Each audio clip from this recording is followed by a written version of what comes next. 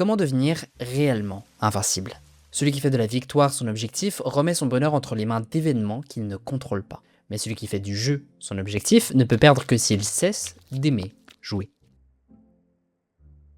Au début de 100 mètres, Togashi aime la course car il est le plus fort. Dans son école, il est invaincu et bien placé pour un jour remporter le record mondial de la course sur 100 mètres. Komiya, lui, d'une autre part, aime la course parce qu'il aime courir. Mais bizarrement, Togashi est celui qui va s'éloigner peu à peu du monde de la course.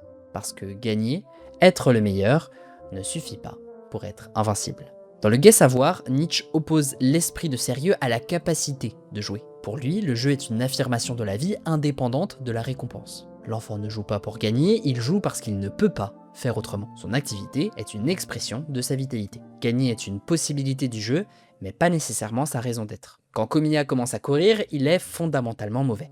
Mais il n'est pas poussé par une volonté de victoire, mais par une volonté de progrès dans sa passion. Et ça, c'est une victoire que Togashi ne connaîtra que très tard. Dans Shumatsu no Valkyrie, on dirait que ça n'a rien à voir, mais ça n'a pas rien à voir, Sasaki Kojiro définit une situation assez similaire. C'est un épéiste légendaire qui n'a jamais connu une seule victoire.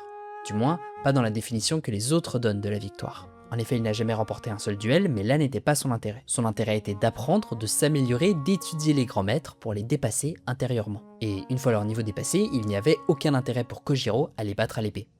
La victoire d'un duel, d'un match ou de toute une compétition n'est qu'une feuille. Et si on s'y attarde trop, on risquerait de louper l'arbre, voire toute la forêt. Et voilà pourquoi, lors de la toute dernière course de 100 mètres, le gagnant importe peu. Parce que nos protagonistes ne sont pas concentrés sur le résultat, mais sur la course elle-même. Et à ce moment-là, ils paraissent véritablement